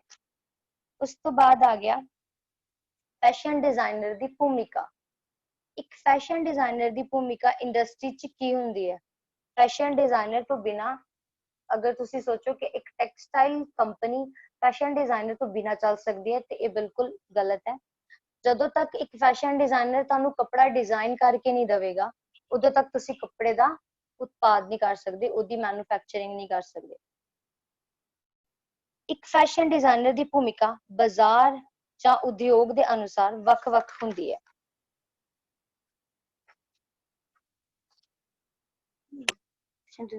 ਬਾਜ਼ਾਰ ਉਦਯੋਗ ਦੇ ਅਨੁਸਾਰ ਵੱਖ-ਵੱਖ ਹੁੰਦੀ ਹੈ, ਜਿਸ ਲਈ ਡਿਜ਼ਾਈਨਰ ਕੰਮ ਕਰ ਰਿਹਾ ਹੈ ਪਰ ਮੁੱਖ ਜ਼ਿੰਮੇਵਾਰੀ ਵਿੱਚ ਸ਼ਾਮਲ ਹਨ। ਫੈਸ਼ਨ ਡਿਜ਼ਾਈਨਰ ਮਾਰਕੀਟਿੰਗ ਵਿੱਚ ਹੈ ਜਾਂ ਕਿਸੇ ਉਦਯੋਗ 'ਚ ਹੈ ਜਾਂ ਕਿਸੇ ਕੰਪਨੀ 'ਚ ਹੈ, ਉਹਦੇ ਵਿੱਚ ਉਹਦੇ ਜਿਹੜੇ ਰੋਲ ਨੇ ਉਹ ਅਲੱਗ-ਅਲੱਗ ਹੋਣਗੇ। ਅਗਰ ਉਹ ਮਾਰਕੀਟਿੰਗ 'ਚ ਹੈ, ਮਾਰਕੀਟਿੰਗ ਵਿੱਚ ਉਹਦਾ ਆਪਣਾ ਰੋਲ ਹੈ। ਅਗਰ ਉਹਨੇ ਆਪਣਾ ਕੋਈ ਫੈਸ਼ਨ ਹਾਊਸ ਖੋਲਿਆ ਉਹਦੇ ਵਿੱਚ ਆਪਣਾ ਅਲੱਗ ਰੋਲ ਹੈ, ਕਿਉਂਕਿ ਉਹਦੇ 'ਚ ਉਹਨੇ ਆਪ ਡਿਜ਼ਾਈਨਿੰਗ ਕਰਨੀ ਹੈ, ਆਪ ਉਹਨੇ ਕਟਿੰਗ ਕਰਨੀ ਹੈ, ਆਪ ਉਹਨੇ ਸਟਿਚਿੰਗ ਕਰਨੀ ਹੈ। ਅਗਰ ਉਹ ਇੱਕ ਇੰਡਸਟਰੀ ਦੇ ਵਿੱਚ ਹੈ ਤੇ ਇੰਡਸਟਰੀ ਵਿੱਚ ਉਹਦਾ ਸਿਰਫ ਕੰਮ ਕੀ ਹੈ? ਡਿਜ਼ਾਈਨਿੰਗ ਕਰਨਾ। ਉਸ ਤੋਂ ਬਾਅਦ ਬਾਕੀ ਦਾ ਕੰਮ ਜਿਹੜਾ ਸਟਿਚਿੰਗ ਕਰਦਾ ਹੈ, ਜਿਹੜਾ ਕਟਿੰਗ ਕਰਦਾ ਹੈ, ਉਹ ਅਲੱਗ-ਅਲੱਗ ਫੀਲਡ 'ਚ ਉਹਨਾਂ ਨੂੰ ਕੰਮ ਵੰਡ ਦਿੱਤਾ ਜਾਂਦਾ ਹੈ। ਪਹਿਲਾ, ਇੱਕ ਵਿਚਾਰ ਬਣਾਉਣਾ ਜਾਂ ਕਲਪਨਾ ਕਰਨਾ ਅਤੇ ਹੱਥਾਂ ਦੁਆਰਾ ਇੱਕ ਡਿਜ਼ਾਈਨ ਤਿਆਰ ਕਰਨਾ। ਇੱਕ ਵਿਚਾਰ ਆਪਣੇ ਦਿਮਾਗ 'ਚ ਇੱਕ ਡਿਜ਼ਾਈਨ ਕ੍ਰੀਏਟ ਕਰਨਾ, ਸੋਚਣਾ ਕਿ ਮੈਂ ਕਿੱਦਾਂ ਦਾ ਡਿਜ਼ਾਈਨ ਬਣਾਵਾਂ। ਡਿਜ਼ਾਈਨ ਬਣਾਉਣ ਤੋਂ ਬਾਅਦ ਉਹਦੀ ਹੱਥਾਂ ਦੁਆਰਾ ਆਪਣੇ ਤੁਸੀਂ ਹੈਂਡਮੇਡ ਡਿਜ਼ਾਈਨਿੰਗ ਇਲਾਸਟ੍ਰੇਸ਼ਨ ਬਣਾਉਣੀ ਹੈ। ਇੱਕ ਡਰਾ ਕਰ ਲਓ ਕੁਝ ਵੀ, ਤੁਸੀਂ ਜਿੱਦਾਂ ਸਮਝ ਲਓ ਮੈਂ ਟੌਪ ਬਣਾ ਰਹੀ ਹਾਂ, ਟੌਪ ਦੇ ਮੈਂ 5-6 ਡਿਜ਼ਾਈਨ ਬਣਾਵਾਂਗੀ, ਫਿਰ ਉਹਦੇ ਵਿੱਚੋਂ ਮੈਂ ਖੁਦ ਨੂੰ ਦੇਖਾਂਗੀ ਕਿ ਮੈਨੂੰ ਸਭ ਤੋਂ ਜ਼ਿਆਦਾ ਕਿਹੜਾ ਵਧੀਆ ਲੱਗਦਾ। ਉਹਦੇ ਬਾਅਦ ਉਸ ਇੱਕ ਟੌਪ ਨੂੰ ਫਾਈਨਲ ਕੀਤਾ ਜਾਂਦਾ ਹੈ। ਡਿਜ਼ਾਈਨ ਤਿਆਰ ਕਰਨਾ ਜਾਂ ਕੰਪਿਊਟਰ ਦੀ ਸਹਾਇਤਾ ਪ੍ਰਾਪਤ ਡਿਜ਼ਾਈਨ CAD ਦੀ ਵਰਤੋਂ। CAD computer added designing. Computer ਦੇ ਵਿੱਚ ਵੀ ਅੱਜਕੱਲ ਹੈਂਡਮੇਡ ਵੀ ਚੱਲਦਾ ਹੈ, ਨਾਲ ਕੰਪਿਊਟਰ ਵਿੱਚ ਵੀ ਕੰਪਿਊਟਰ ਐਡਡ ਡਿਜ਼ਾਈਨਿੰਗ ਦਾ ਬਹੁਤ ਜ਼ਿਆਦਾ ਸਕੋਪ ਹੈ। ਇਹਦੇ 'ਚ ਕੀ ਕੀਤਾ ਜਾਂਦਾ ਹੈ ਕਿ ਕੰਪਿਊਟਰ ਵਿੱਚ ਹੀ CAD ਨਾਮ ਦਾ ਇੱਕ ਸੌਫਟਵੇਅਰ ਹੈ ਜਿਹਦੇ 'ਚ ਫਿਗਰਸ ਨੂੰ ਡਰੈਸਸ ਪਵਾ ਕੇ ਉਹਨਾਂ ਤੇ ਡਿਜ਼ਾਈਨਿੰਗ ਕੀਤੀ ਜਾਂਦੀ ਹੈ। ਉਹਦੇ ਚ ਤੁਹਾਨੂੰ ਕਲਰ ਕੰਬੀਨੇਸ਼ਨ ਦੀ ਕੋਈ ਇਸ਼ੂ ਨਹੀਂ ਆਉਂਦਾ। ਕੋਈ ਡਿਜ਼ਾਈਨਿੰਗ ਕਰਨੀ ਹੈ, ਫੋਕਸ ਦੇਣਾ ਕਿਸੇ ਚੀਜ਼ ਤੇ, ਇਹ ਸਾਰਾ ਕੁਝ ਆਰਾਮ ਨਾਲ ਅਵੇਲੇਬਲ ਹੁੰਦਾ ਹੈ। ਉਸ ਤੋਂ ਬਾਅਦ ਉਭਰ ਰਹੇ ਫੈਸ਼ਨ ਰੁਝਾਨਾਂ ਦੇ ਨਾਲ ਆਮ ਰੁਝਾਨਾਂ ਨੂੰ ਅਪ ਟੂ ਡੇਟ ਰੱਖਣਾ। ਫੈਸ਼ਨ ਡਿਜ਼ਾਈਨਰ ਕੀ ਕਰਦਾ ਹੈ ਕਿ ਲੋਕਾਂ ਦੇ ਇੰਟਰਸਟ ਦੇ ਅਕੋਰਡਿੰਗ ਅਪ ਟੂ ਡੇਟ ਰਹਿਣਾ। ਉਹਨਾਂ ਦੀ ਜਿਹੜੀ ਇੰਟਰਸਟ ਹੈ ਉਸ ਚੀਜ਼ ਨੂੰ ਵੀ ਉਹ ਧਿਆਨ ਚ ਰੱਖਦਾ ਹੈ, ਨਾਲ ਉਹ ਲੋਕਾਂ ਨੂੰ ਕੀ ਪਸੰਦ ਹੈ ਉਹ ਉਸ ਚੀਜ਼ ਨੂੰ ਵੀ ਅਪ ਟੂ ਡੇਟ ਰੱਖਦਾ ਕਿ ਉਹ ਫੈਸ਼ਨ ਤੋਂ ਪਿੱਛੇ ਨਾ ਰਹਿ ਜਾਣ। ਮੈਂ ਫੈਸ਼ਨ ਡਿਜ਼ਾਈਨਰ ਹਾਂ, ਮੈਂ ਅਗਰ ਲੋਕਾਂ ਦੇ ਇੰਟਰਸਟ ਵੱਲ ਦੇਖਦਾ ਰਹਾਂ ਬਟ ਮੈਂ ਇਹ ਭੁੱਲ ਜਾਂ ਕਿ ਅਪ ਟੂ ਡੇਟ ਫੈਸ਼ਨ ਕੀ ਚੱਲਦਾ ਪਿਆ, ਇਹ ਦੋਨੋਂ ਚੀਜ਼ਾਂ ਅਟੈਚ ਕਰਕੇ ਹੀ ਮੈਂ ਫੈਸ਼ਨ ਡਿਜ਼ਾਈਨ ਕ੍ਰੀਏਟ ਕਰਾਂਗਾ। ਉਸ ਤੋਂ ਬਾਅਦ ਆ ਗਿਆ ਕਿ ਡਿਜ਼ਾਈਨਰ ਟੀਮ ਦੂਜਿਆਂ ਨਾਲ ਕੰਮ ਕਰੇ ਜਿਵੇਂ ਕਿ ਖਰੀਦਦਾਰ ਅਤੇ ਭਵਿੱਖਬਾਣੀ ਕਰਨ ਵਾਲੇ। ਡਿਜ਼ਾਈਨਰ ਟੀਮ ਕੀ ਕੰਮ ਕਰਦੀ ਹੈ? ਜਦੋਂ ਕੰਮ ਕਰਦੀ ਹੈ ਕਿ ਖਰੀਦਦਾਰ ਅਤੇ ਭਵਿੱਖਬਾਣੀ, ਕੱਪੜੇ ਨੂੰ ਕਿੰਨੇ ਲੋਕ ਖਰੀਦਣਗੇ ਉਹਦੀ ਪ੍ਰੈਡਿਕਸ਼ਨ ਕਰਦੀ ਹੈ। ਇੱਕ ਇੰਡਸਟਰੀ ਹੈ, ਜਦੋਂ ਇੱਕ ਕੱਪੜੇ ਦੀ ਪ੍ਰੋਡਕਸ਼ਨ ਕਰਦੀ ਹੈ, ਇੱਕ ਕੱਪੜਾ ਤਿਆਰ ਕਰਦੀ ਹੈ ਤੇ ਉਸ ਆਫ ਸੀਜ਼ਨ ਚ ਕੱਪੜਾ ਤਿਆਰ ਕਰਦੀ ਹੈ। ਜਿਵੇਂ ਹੁਣ ਗਰਮੀਆਂ ਦਾ ਸੀਜ਼ਨ ਚੱਲਦਾ ਪਿਆ ਤੇ ਇੰਡਸਟਰੀ ਇਸ ਟਾਈਮ ਸਰਦੀਆਂ ਦੇ ਕੱਪੜੇ ਦੀ ਪ੍ਰੋਡਕਸ਼ਨ ਕਰਦੀ ਹੈ। ਜਦੋਂ ਸਰਦੀਆਂ ਦਾ ਟਾਈਮ ਚੱਲਦਾ ਪਿਆ ਹੋਏਗਾ ਤੇ ਉਸ ਟਾਈਮ ਉਹ ਗਰਮੀ ਦੇ ਕੱਪੜਿਆਂ ਦੀ ਪ੍ਰੋਡਕਸ਼ਨ ਕਰਦੀ ਹੈ। ਔਰ ਇਹ ਸਾਰਾ ਕੁਝ ਪ੍ਰੈਡਿਕਟ ਤੇ ਡਿਪੈਂਡ ਹੁੰਦਾ ਹੈ ਤੁਹਾਡੀ ਭਵਿੱਖਬਾਣੀ ਤੇ। ਪਤਾ ਨਹੀਂ ਆਉਣ ਵਾਲੇ ਟਾਈਮ 'ਚ ਤੁਹਾਡੀ ਭਵਿੱਖਬਾਣੀ ਕਿਤੇ ਉਲਟ ਨਾ ਹੋ ਜਾਏ। ਹੋ ਸਕਦਾ ਤੁਹਾਡਾ ਜੋ ਡਿਜ਼ਾਈਨ ਬਣਾਇਆ ਲੋਕਾਂ ਨੂੰ ਪਸੰਦ ਆਏ ਚਾਹੇ ਨਾ ਆਏ। ਜੇ ਪਸੰਦ ਆ ਗਿਆ ਤੇ ਤੁਸੀਂ ਪ੍ਰੋਫਿਟ ਲੈਵਲ ਤੇ ਜੇ ਨਾ ਪਸੰਦ ਆਇਆ ਤੇ ਤੁਸੀਂ ਲਾਸ ਲੈਵਲ ਤੇ ਪਹੁੰਚ ਜਾਂਦੇ ਹੋ। ਫੈਸ਼ਨ ਦੇ ਨੁਕਸਾਨ ਅਤੇ ਫਾਇਦੇ। ਫੈਸ਼ਨ ਕਰਨ ਦੇ ਨਾਲ ਕੁਝ ਫੈਸ਼ਨ ਦੇ ਨੁਕਸਾਨ ਵੀ ਹੈ, ਕੁਝ ਫੈਸ਼ਨ ਦੇ ਫਾਇਦੇ ਹੈ, ਕੁਝ ਨੁਕਸਾਨ ਹੈ। ਫੈਸ਼ਨ ਦੇ ਫਾਇਦੇ। ਇੱਕ ਪ੍ਰੇਰਣਾਦਾਇਕ ਸ਼ਖਸੀਅਤ। ਫੈਸ਼ਨ ਦਾ ਸਭ ਤੋਂ ਵੱਡਾ ਫਾਇਦਾ ਤੁਹਾਡੀ ਸ਼ਖਸੀਅਤ ਵਿਕਾਸ। ਤੁਹਾਡੀ ਕੰਪਨੀ ਵਿੱਚ ਲੋਕਾਂ ਤੁਹਾਡੇ ਤੋਂ ਪ੍ਰਭਾਵਿਤ ਹੁੰਦੇ ਹਨ। ਇੱਕ ਫੈਸ਼ਨੇਬਲ ਜਿਹੜਾ ਇਨਸਾਨ ਜਿਹਨੇ ਕੱਪੜਾ ਵਧੀਆ ਪਾਇਆ ਹੋਏਗਾ ਉਹਦਾ ਸਭ ਤੋਂ ਵੱਡਾ ਫਾਇਦਾ ਤੁਹਾਡੇ ਜਿਹੜੀ ਸ਼ਖਸੀਅਤ ਹੈ ਤੁਹਾਨੂੰ ਉਹ ਸਾਰਿਆਂ ਸਾਹਮਣੇ ਸ਼ੋ ਆਫ ਕਰਦਾ ਹੈ। ਤੁਹਾਡੇ ਅਹੁਦੇ ਦੇ ਅਕੋਰਡਿੰਗ ਤੁਸੀਂ ਕੱਪੜਾ ਵੇਅਰ ਕਰੋ। ਫॉर एग्जांपल ਤੁਸੀਂ ਫੈਸ਼ਨ ਡਿਜ਼ਾਈਨਰ ਹੋ, ਤੁਹਾਡੇ ਕੱਪੜਾ ਫੈਸ਼ਨ ਡਿਜ਼ਾਈਨਰ ਬਾਕੀਆਂ ਦੇ ਨਾਲੋਂ ਅਲੱਗ ਹੋਏ, ਦੇਖ ਕੇ ਪਤਾ ਚੱਲੇ ਕਿ ਇਹ ਬੰਦਾ ਫੈਸ਼ਨ ਡਿਜ਼ਾਈਨਰ ਹੈ। ਉਹ ਕੀ ਕਰਦਾ ਤੁਹਾਡੇ ਤੋਂ ਪ੍ਰਭਾਵਿਤ ਹੁੰਦੇ ਹਨ। ਇਹ ਸਾਰੇ ਤੁਹਾਡੇ ਤੋਂ ਪ੍ਰਭਾਵਿਤ ਹੁੰਦੇ ਹਨ। ਸੁੰਦਰੀਕਰਨ। ਤੁਹਾਡੇ ਸੁੰਦਰੀਕਰਨ ਮਤਲਬ ਤੁਹਾਡੀ ਪਰਸਨੈਲਿਟੀ ਨੂੰ, ਤੁਹਾਡੀ ਸੁੰਦਰਤਾ ਨੂੰ ਹੋਰ ਇਨਹਾਂਸ ਕਰਦਾ, ਵਧਾਉਂਦਾ ਹੈ, ਤੁਹਾਡੀ ਡਿਵੈਲਪਮੈਂਟ ਕਰਦਾ। ਮਨੁੱਖ ਲਈ ਸੁੰਦਰਤਾ ਉਹ ਹੈ ਜੋ ਸਭ ਤੋਂ ਵੱਧ ਖਿੱਚ ਪਾਉਂਦੀ ਹੈ ਅਤੇ ਸਥਾਈ ਆਨੰਦ ਤੇ ਟੁਕੜਾ ਬਣ ਜਾਂਦੀ ਹੈ। ਤੁਹਾਡਾ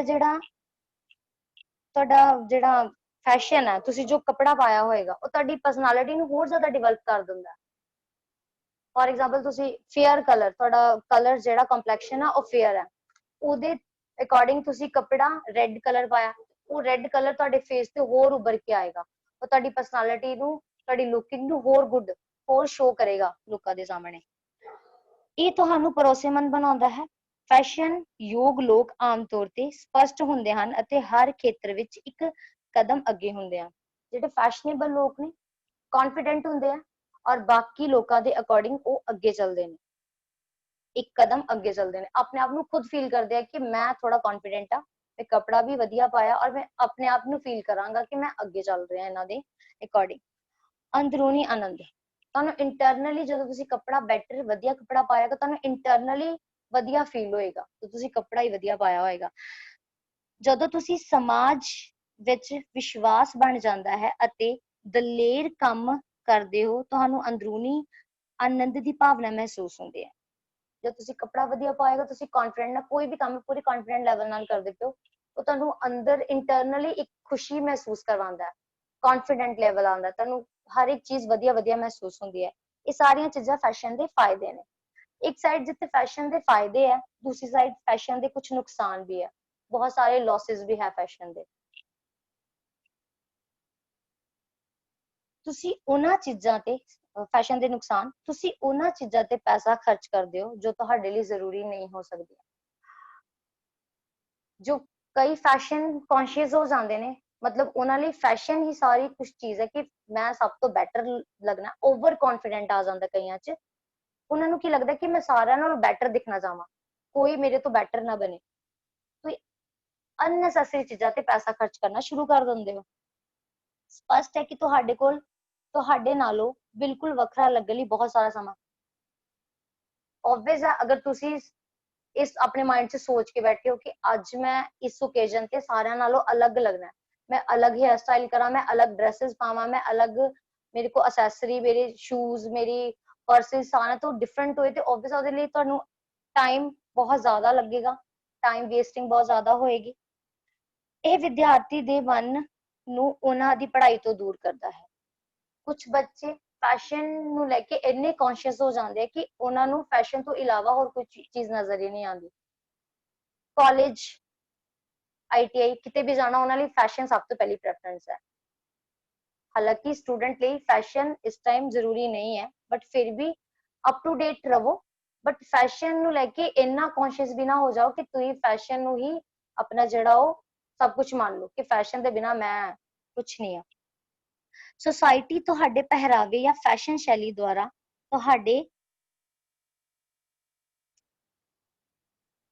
ਤੁਹਾਡੇ ਨਿਰਣੇ ਕਰਦੀ ਹੈ।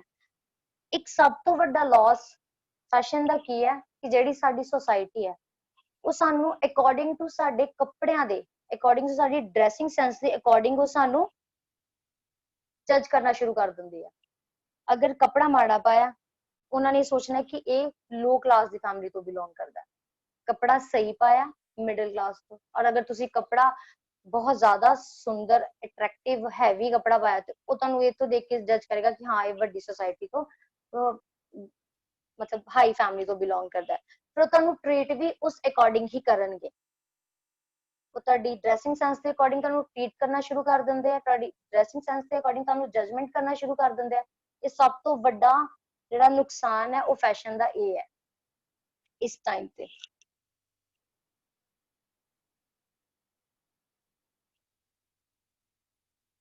ਇੱਕ ਹੋਰ ਇਹਦਾ ਸਭ ਤੋਂ ਵੱਡਾ ਲਾਸ ਕੀ ਹੈ ਕਿ ਫੈਸ਼ਨ ਸਾਈਕਲ ਫੈਡ, ਇੱਕ ਫੈਡ ਆਪਸ਼ਨ ਆਂਦੀ ਹੈ।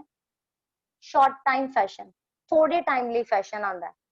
ਕਈ ਵਾਰ ਕੀ ਹੁੰਦਾ ਕਿ ਕਈ ਇੰਡਸਟਰੀਆਂ ਇੱਕ ਫੈਸ਼ਨ ਨੂੰ ਪ੍ਰੋਡਕਸ਼ਨ ਕਰ ਦਿੰਦੀ ਹੈ ਇੱਕ ਕੱਪੜੇ ਦੀ। ਫॉर एग्जांपल ਤੁਸੀਂ ਅੱਜ ਤੋਂ ਕਾਫੀ ਟਾਈਮ ਪਹਿਲੇ ਚਲੇ ਜਾਓ ਤੇ ਅਫਗਾਨੀ ਸਲਵਾਰ ਦਾ ਫੈਸ਼ਨ ਆਇਆ ਸੀਗਾ। ਉਹ ਇੰਡਸਟਰੀ ਵਾਲਿਆਂ ਨੇ ਇਹ ਸੋਚ ਕੇ ਪ੍ਰੈਡਿਕਟ ਕੀਤਾ ਸੀਗਾ ਕਿ ਆਉਣ ਵਾਲੇ ਜਿਹੜਾ ਸਾਡਾ ਜਦੋਂ ਸੀਜ਼ਨ ਆਏਗਾ, ਗਰਮੀ ਦਾ ਸੀਜ਼ਨ ਜਾਂ ਫਿਰ ਕੋਈ ਵੀ ਸੀਜ਼ਨ ਜਿਹੜਾ ਜਿਹਦੇ ਚ ਉਹ ਸਲਵਾਰ ਪਾਈ ਜਾਏਗੀ, ਉਹ ਲੋਕ ਉਹਨੂੰ ਕਾਫੀ ਪਸੰਦ ਕਰਨਗੇ ਕਿਉਂਕਿ ਇਹ ਫੈਸ਼ਨ ਅੱਜ ਇੱਕ ਫੈਸ਼ਨ ਹੈ, ਉਹ ਫੈਸ਼ਨ ਸਾਈਕਲ ਬਣਦਾ ਹੈ। ਮਤਲਬ ਇੱਕ ਫੈਸ਼ਨ ਦੁਬਾਰਾ ਜਦੋਂ ਘੁੰਮ ਕੇ ਵਾਪਸ ਆਉਂਦਾ ਤੇ ਉਹ 15, 20 ਜਾਂ 25 ਸਾਲ ਦਾ ਟਾਈਮ ਲੈ ਕੇ ਵਾਪਸ ਆਉਂਦਾ। ਇਹ ਅਫਗਾਨੀ ਸਲਵਾਰ ਤੁਸੀਂ ਬਹੁਤ ਟਾਈਮ ਪਹਿਲੇ ਚਲੇ ਜਾਓ ਤੇ ਮੁਗਲ ਕਾਲ ਦੇ ਲੋਕੀ ਉਹਨੂੰ, ਮੁਸਲਿਮ ਹਜੇ ਵੀ ਪਾਉਂਦੇ ਆ, ਮੁਗਲ ਕਾਲ ਦੇ ਲੋਕੀ ਉਹਨੂੰ ਪਾਉਂਦੇ ਸੀਗੇ। ਮੂਵੀਜ਼ ਚ ਦੇਖੋ ਤੁਸੀਂ ਪੁਰਾਣੇ ਟਾਈਮ ਦੀ ਜਿਹੜੀ 90 80 ਦੀ ਮੂਵੀਜ਼ ਹੋਣਗੀਆਂ, 85 ਦੀ ਮੂਵੀਜ਼ ਹੋਣਗੀਆਂ, ਉਹਦੇ ਚ ਦੇਖਿਓ ਤੁਸੀਂ ਕਿ ਉਹਨਾਂ ਨੇ ਉਹ ਅਫਗਾਨੀ ਸਲਵਾਰਾਂ ਪਾਈਆਂ ਹੋਈਆਂ। ਉਸ ਤੋਂ ਬਾਅਦ ਇਹ 2010 5 to 10 ਮਤਲਬ 2005 ਤੋਂ 10 ਦੇ ਵਿੱਚ ਆਇਆ ਸੀਗਾ। ਪਰ ਇਹ ਫੈਡ ਮਤਲਬ ਥੋੜਾ ਟਾਈਮ ਆਇਆ ਸੀ ਫੈਸ਼ਨ, ਬਟ ਕੰਪਨੀਆਂ ਨੇ ਇਹਨੂੰ ਬਹੁਤ, ਜਿਹੜੀ ਇੰਡਸਟਰੀ ਸੀ ਇਹਨਾਂ ਨੇ ਹਾਈ ਲੈਵਲ ਤੇ ਇਹਦਾ ਉਤਪਾਦਨ, ਇਹਦੀ ਪ੍ਰੋਡਕਸ਼ਨ ਕਰ ਦਿੱਤੀ, ਲੋਕਾਂ ਨੇ ਇਹਨੂੰ ਪਸੰਦ ਨਹੀਂ ਕੀਤਾ ਹੈਗਾ। ਇਹਦੇ ਕਰਕੇ ਕਾਫੀ ਕੰਪਨੀਆਂ ਨੂੰ ਇਸ ਚੀਜ਼ ਦਾ ਬਹੁਤ ਵੱਡਾ ਲਾਸ ਵੀ ਹੋਇਆ ਸੀਗਾ। ਉਸ ਤੋਂ ਬਾਅਦ ਤੁਹਾਡਾ ਆ ਗਿਆ ਕਨਕਲੂਜਨ, ਸਿੱਟਾ। ਫੈਸ਼ਨ ਦਾ ਕੀ ਕਨਕਲੂਜਨ ਹੈ? ਅੰਤ ਵਿੱਚ ਅਸੀਂ ਇਹ ਨਿਚੋੜ ਕੱਢ ਸਕਦੇ ਹਾਂ ਕਿ ਫੈਸ਼ਨ ਦੇ ਖੇਤਰ ਵਿੱਚ ਸਫਲ ਹੋਣ ਲਈ ਮੁੱਢਲੀ ਸਿੱਖਿਆ, ਐਡਵਾਂਸ ਸਿੱਖਿਆ, ਤਜਰਬਾ, ਹੁਨਰ ਅਤੇ ਕ੍ਰੀਏਟਿਵ ਹੋਣਾ ਜ਼ਰੂਰੀ ਹੈ। ਤਾਂ ਹੀ ਇਸ ਖੇਤਰ ਵਿੱਚ ਕਾਮਯਾਬੀ ਅਤੇ ਪੈਸਾ ਮਿਲੇਗਾ। ਲਾਸਟ ਚ ਅਸੀਂ ਕਵਾਂਗੇ, ਇਹਦਾ ਨਿਚੋੜ ਇਹ ਕੱਢਦੇ ਹਾਂ ਕਿ ਫੈਸ਼ਨ ਦੇ ਖੇਤਰ ਵਿੱਚ ਤੁਹਾਨੂੰ ਸਕਸੈਸਫੁਲ ਹੋਣ ਲਈ ਮੁੱਢਲੀ ਸਿੱਖਿਆ, बेसिक सिक्ख्या, एडवांस सिक्ख्या और तजर्बा, एक्सपीरियंस, हुनर, ਤੁਹਾਡੇ ਚ ਕ੍ਰੀਏਟੀਵਿਟੀ ਇਹ ਸਾਰੀਆਂ ਚੀਜ਼ਾਂ ਹੋਣਾ ਬਹੁਤ ਜ਼ਰੂਰੀ ਹੈ, ਤਾਂ ਹੀ ਤੁਸੀਂ ਇਸ ਫੀਲਡ 'ਚ, ਫੈਸ਼ਨ ਦੀ ਫੀਲਡ 'ਚ ਸਕਸੈਸਫੁਲ ਹੋ ਸਕਦੇ ਹੋ ਆਪਣੀ ਇਸ ਚੀਜ਼ ਨੂੰ ਲੈ ਕੇ। ਕਿਉਂਕਿ ਫੈਸ਼ਨ ਨੇ ਇਸ ਟਾਈਮ ਪੂਰੇ ਵਰਲਡ ਤੇ ਇੱਕ ਆਪਣਾ ਸਿੱਕਾ ਜਮਾ ਲਿਆ। ਫੈਸ਼ਨ ਇੰਡਸਟਰੀਜ਼ ਤੁਸੀਂ ਦੇਖ ਲਓ, ਸਭ ਤੋਂ ਵੱਧ ਪ੍ਰੋਫਿਟ ਲੈ ਰਹੀਆਂ ਇਸ ਟਾਈਮ ਵੀ। ਘਰ ਬੈਠੇ ਅਸੀਂ ਹੁਣ ਵੀ ਇਸ ਟਾਈਮ ਵੀ ਘਰ ਬੈਠੇ ਆਨਲਾਈਨ ਕੱਪੜੇ ਦੀ ਪਰਚੇਸਿੰਗ ਕਰਦੇ ਪਏ ਆ। ਘਰ ਬੈਠੇ ਸਾਨੂੰ ਆਰਾਮ ਨਾਲ ਕੱਪੜਾ ਸਾਡੇ ਘਰ ਤੱਕ ਆਰਾਮ ਨਾਲ ਸਾਨੂੰ ਅਵੇਲੇਬਲ ਹੁੰਦਾ ਪਿਆ। ਕੱਪੜਾ ਫੈਸ਼ਨ ਨੇ ਇਸ ਟਾਈਮ ਪੂਰੇ ਵਰਲਡ ਤੇ ਆਪਣਾ ਨੰਬਰ 1 ਤੇ ਸਿੱਕਾ ਜਮਾ ਕੇ ਰੱਖਿਆ ਹੋਇਆ। ਔਰ ਅਗਰ ਕੋਈ ਸਟੂਡੈਂਟਸ ਆਈਟੀਆਈ ਕਰ ਰਿਹਾ ਫੈਸ਼ਨ ਟੈਕਨੋਲੋਜੀ ਜਾਂ ਅਪੈਰਲ ਕਟਿੰਗ ਦੀ, ਅਪੈਰਲ ਨਾਲ ਰਿਲੇਟਿਡ ਡਰੈਸ ਡਿਜ਼ਾਈਨਿੰਗ, ਆਉਣ ਵਾਲੇ ਟਾਈਮ 'ਚ ਉਹਦੇ ਲਈ ਜੌਬ ਲਈ, ਉਹਦੇ ਫੈਸ਼ਨ ਰਿਲੇਟਿਡ ਰਿਲੇਸ਼ਨ ਨਾਲ ਜੋ ਵੀ ਉਹਨੇ ਕੁਝ ਵੀ ਆਪਣੇ ਫੈਸ਼ਨ ਹਾਊਸਸ ਖੋਲਨੇ ਆ, ਬੁਟੀਕ ਖੋਲਨੀ ਆ, ਉਹਦੇ ਲਈ ਆਲਰੇਡੀ ਬਹੁਤ ਜ਼ਿਆਦਾ ਆਫਰਸ ਨੇ, ਬਹੁਤ ਹੀ ਜ਼ਿਆਦਾ। ਸੋ ਮੇਰਾ ਟੌਪਿਕ ਅੱਜ ਦਾ ਇਹਨਾਂ ਸੀਗਾ। ਕਿਸੇ ਦੀ ਕੋਈ ਕੁਐਸਚਨਿੰਗ ਜਾਂ ਕੁਐਰੀਜ਼ ਹੈ ਤੇ ਉਹ ਪੁੱਛ ਸਕਦਾ ਮੈਨੂੰ।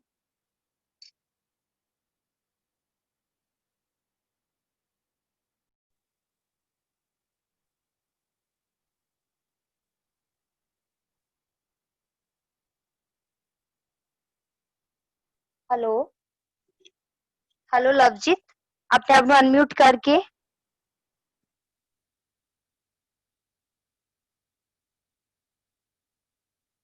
ਪੁੱਛ ਲਓ ਕੀ ਪੁੱਛਣਾ ਤੁਸੀਂ।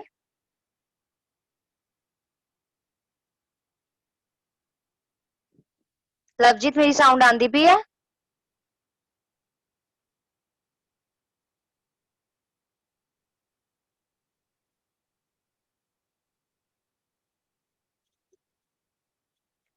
ਨੀਤਾ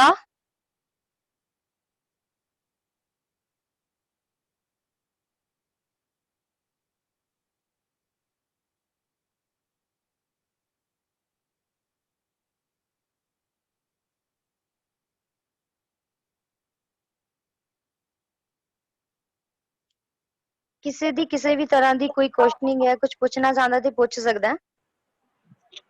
हेलो हेलो हाँ जी, good morning ma'am. Very good morning ma'am thank you, तुसी इस टॉपिक ਨੂੰ ਬਹੁਤ ਸਿੰਪਲ ਵੇ ਨਾਲ ਸਮਝਾਇਆ, ਬਹੁਤ ਅੱਛੀ ਤਰ੍ਹਾਂ ਸਮਝ ਆਇਆ। Thank you thank you so much ma'am. और कोई कुछ पूछना चाहता? मैम बहुत ਵਧੀਆ ਲੈਕਚਰ ਸੀ। जी थैंक यू।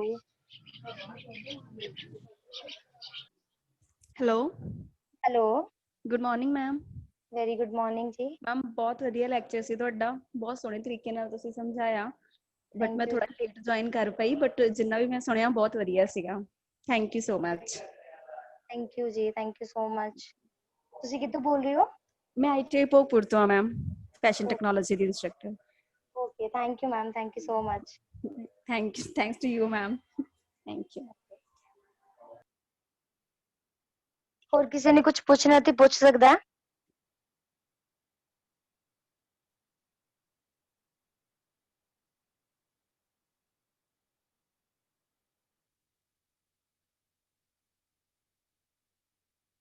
मोनिका मोनिका चलोतरा, हाँ जी।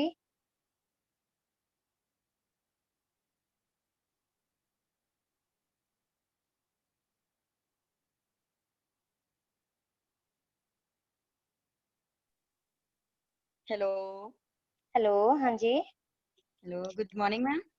वेरी गुड मॉर्निंग जी। हाँ जी मैम, ਬਹੁਤ ਵਧੀਆ ਲੈਕਚਰ ਸੀਗਾ ਤੁਹਾਡਾ, थैंक ਬਹੁਤ यू ਸਿੰਪਲ, ਬਹੁਤ ਵਧੀਆ ਤਰੀਕੇ ਨਾਲ ਸਮਝਾਇਆ ਸਾਨੂੰ। थैंक यू जी। ਤੁਸੀਂ ਕਿੱਥੋਂ ਬੋਲ ਰਹੇ ਹੋ? ਮੈਂ ਇੰਦੌਰਾ ਹਿਮਾਚਲ ਤੋਂ ਬੋਲਦੀ। ਓਕੇ ਓਕੇ ਓਕੇ ਜੀ, ਥੈਂਕ ਯੂ ਸੋ ਮਚ। ਤੁਸੀਂ ਮੇਰਾ ਲੈਕਚਰ ਸੁਣਿਆ, thank you. Welcome ma'am, welcome. Thank you.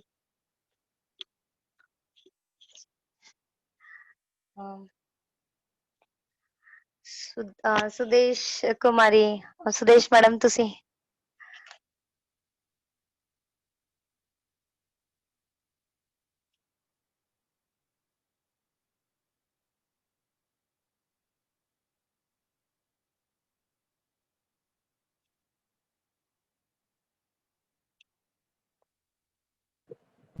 Hello. Hello. हाँ जी मैम, बहुत वधिया लगा, बहुत वधिया, वेरी गुड वेरी गुड। बहुत थैंक यू सो वधिया। Much, thank you so much madam. Okay thank you, ma'am, बहुत वधिया। Thank you.